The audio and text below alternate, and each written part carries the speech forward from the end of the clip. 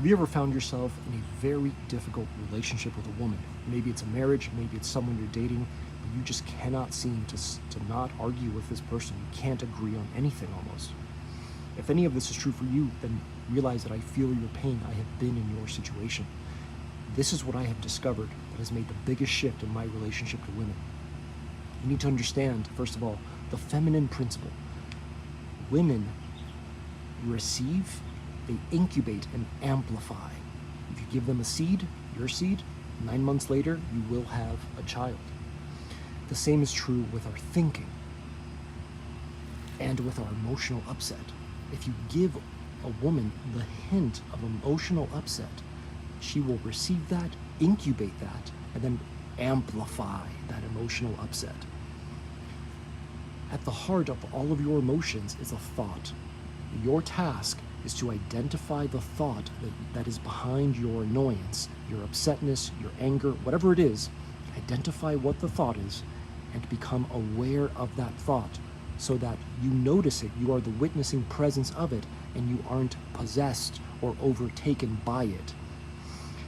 The more aware you can become of your thinking and the contents of your consciousness, the more you will create harmony in your relationships with women. In scripture, we see this in the very first story. God puts Adam in a garden, and Adam's job is to maintain the garden. You and I, our bodies and mind, are gardens. Consciousness itself is a garden that needs to be maintained. The more attention you give to your inner landscape, the inner landscape of consciousness, and the more you begin to pull out the weeds of thoughts that are creating the annoyance, the frustration that the woman in your life is then amplifying and magnifying, the more harmony you will have in your relationship. The better the garden of consciousness that is you will be, and the more harmonious your relationships will become with women. And the beautiful thing is that the quicker you get these weeds out, the less deep, the more shallow their roots go into you.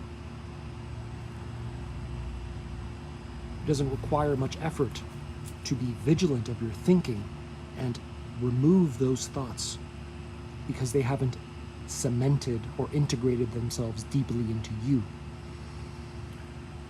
Then you might say, well, that's a lot of effort. Well, I'll offer that it's actually more effort and it's more painful to not become aware and become intentional about every thought you think.